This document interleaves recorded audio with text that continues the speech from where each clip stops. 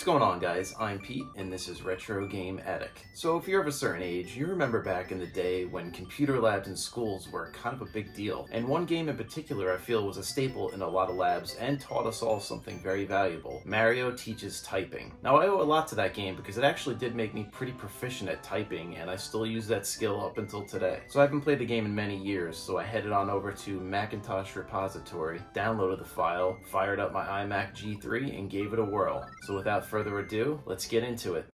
Alright, so let's fire this thing up. It takes about a minute or so to boot up. Mac Play, Presage, and here's the title screen. It looks pretty promising.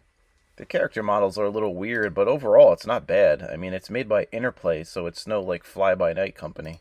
Welcome to Mario Teaches Typing! I thought it was a little weird that the music wasn't on by default, so I had to turn that on. And it sounds pretty decent. It's a pretty good rendition of the Super Mario World theme.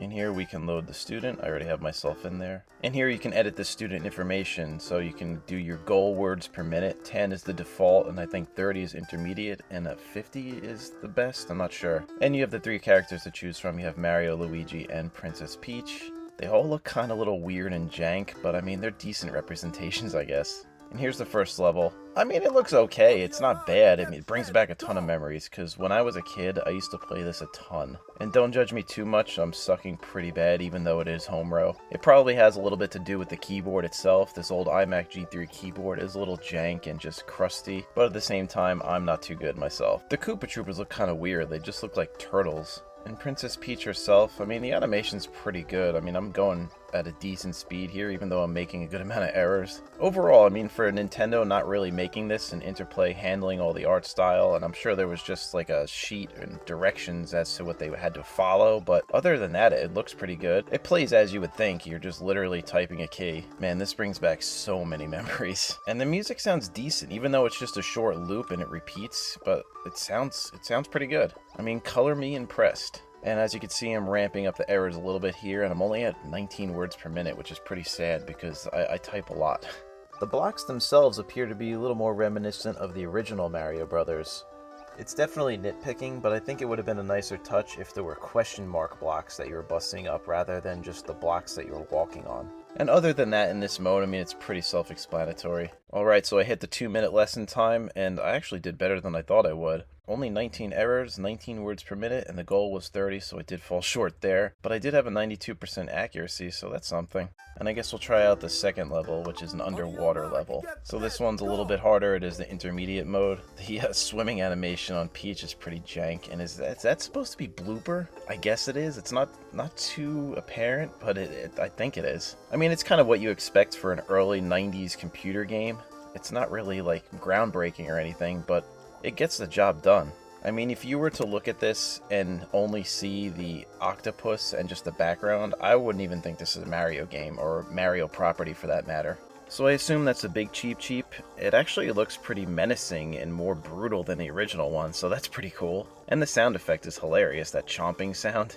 So I guess they're going with that Super Mario World art style, which makes sense since that game came out in the US in '91, and then this Mario Teaches Typing game came out in '92, so it definitely sort of tries to align with that art style at least. But when you're looking at it, that cheap, it's actually pretty much the same size as Peach, so it's not that menacing. And that's pretty much it here. I'm just going to end the lesson early. So I did a little bit better here than last time. I only had 34 errors, 55 words per minute, with the goal being 30, and 92% accuracy again. We can move on to the final level, which is the castle level, and I switched to Luigi. So you're typing full sentences here, and it deals with American history. And that's pretty crazy subject matter for a kid's Mario game, talking about the San Francisco earthquake. But the art style actually looks better here, and the castle looks cool.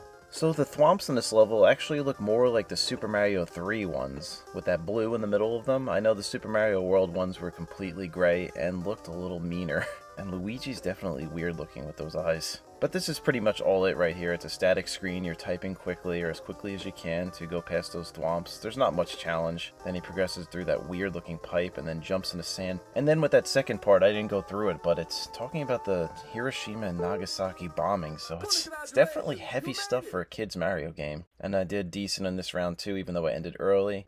I didn't mention this earlier, but every time I messed with the music, the game itself would just freeze. So I would have to quit and then go back into the game. And then the final mode here is just like an essay mode. I never really messed around with this one too much because I enjoyed watching the animations as a kid. But these are just the same sentences that are in the last level, the castle level. It goes from the heavy stuff and then talking about American presidents. Again, it is an educational game, so it's not super surprising here. And there it is, guys. That was Mario Teaches Typing on my Apple iMac G3. I'm happy I was able to try this out again. Is it groundbreaking? No, of course not. At the same time, it was a useful tool, and I owe a lot of my typing proficiency to playing this game when I was a kid. I don't think I'll ever need to revisit it or anything, but it was a fun little diversion to try out and take a little quick trip down memory lane. Please let me know what you think of the video in the comments, and let me know if there are any other games you want me to check out on this iMac G3. Thank you guys so much for checking out Retro Game Attic. I seriously appreciate each and every one of you, and I will catch you on the next one. Later.